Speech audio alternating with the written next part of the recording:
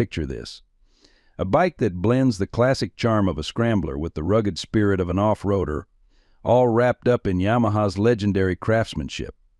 The SCR 950 isn't just a motorcycle, it's a statement. Whether you're cruising the city streets or kicking up dirt on the trails, this machine is ready for anything.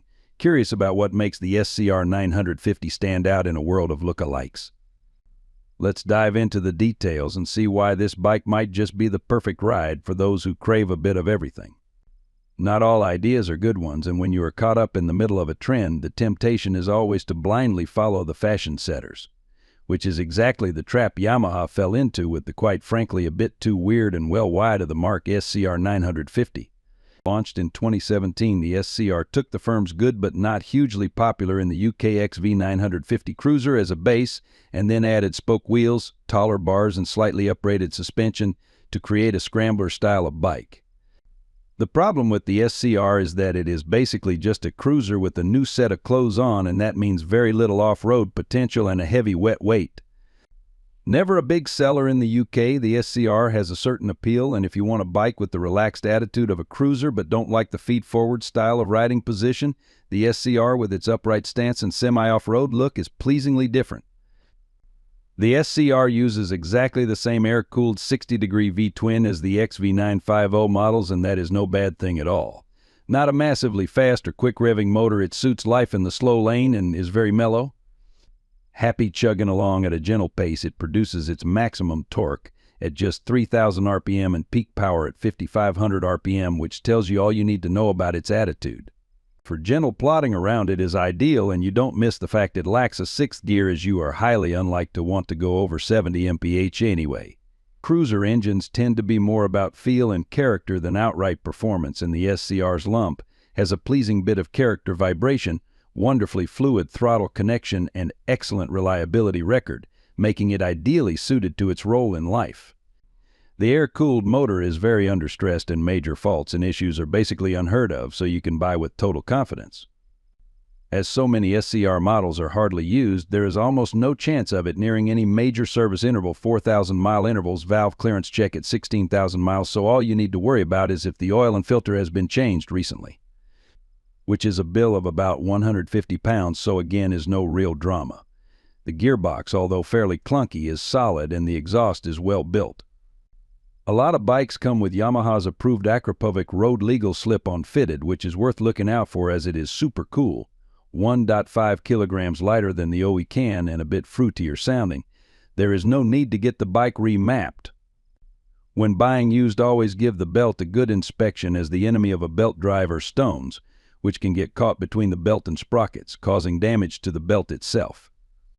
As belts are one-piece items, unlike chains with split links, that means removing the swing arm to fit a new one, which can be expensive. The belt should last well over 30,000 miles, but does require its tension checked regularly. Every 2,500 miles is recommended using a special tool. Due to its low revving nature and chilled-out attitude, the SCR delivers decent fuel economy figures. Yamaha claimed figures of around 50 mpg, and owners seem to agree with high 40s mpg numbers regularly recorded.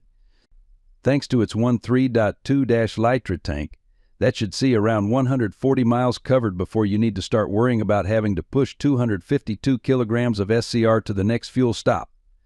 To be brutally honest, handling isn't one of the SCR's strong points, especially if you are talking off-road.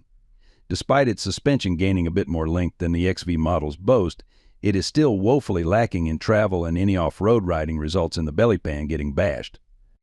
It can sort of handle light gravel paths, and its chunky Bridgestone trail wing tires are okay in this terrain, but realistically that's its limit. On the road, the story is also pretty grim, and if you try and up the pace to even a moderate rate, ground clearance is a real issue with the pegs digging in quite early. Not only that, it carries the same geometry as the cruiser, so its rate of turn-in is, shall we say, ponderous. Treat the SCR like a cruiser and it is okay. Treat it like a sportier road scrambler model and you will be disappointed. When buying used, always look for evidence of how the previous owner rode, such as scraped pegs, etc. X-demo bikes often get abused by shop staff. Ride the SCR gently, however, and it is okay, and you almost excuse the fact it is seriously heavy at 252 kilograms when you are just gently wafting along. Well, until you go for the brakes. Poor is the best way to describe the SCR's single front stopper. With just one disc, which is a cool wave design, it has to be said, and a single 2-piston sliding caliper, the combination of a lot of weight, a raked-out front end, and chunky tires means it falls well short of what is reasonable to expect in terms of stopping power. The ABS system is also pretty basic and underperforming, which is a shame. Like most cruisers, you really need to use both brakes to stop the SCR, and if you rely on just the front, you will have a few heart-stopping moments if you need to come to a halt quickly. With its upright riding position and wide bars, the SCR is actually quite comfortable over distance, a sensation helped by the chilled-out motor. Obviously, wind blast is an issue, but stick to a gentle 60 mph and all is well. A few owners find the air filter's position annoying as it can dig into your leg, but aside from this, you can certainly enjoy relaxed days out on the Yamaha. Full-on touring might be a bit optimistic, but a weekend away is certainly on the cards. Your only rider assist is ABS, and it isn't that good, so is best ignored anyway. In terms of accessories, Yamaha did release a few, and you can get an aftermarket Akrapovic slip-on silencer, soft luggage, and a few bolt-ons such as a tail tidy.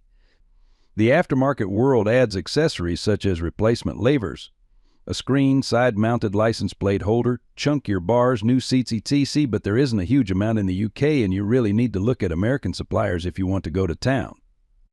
Most CRs are pretty much standard aside from a pipe and maybe a throw-over set of soft luggage. The SCR 950 isn't a good bike, and in many ways it is quite a heavily flawed one. It isn't great dynamically, the motor is slow, and it has no genuine off-road potential.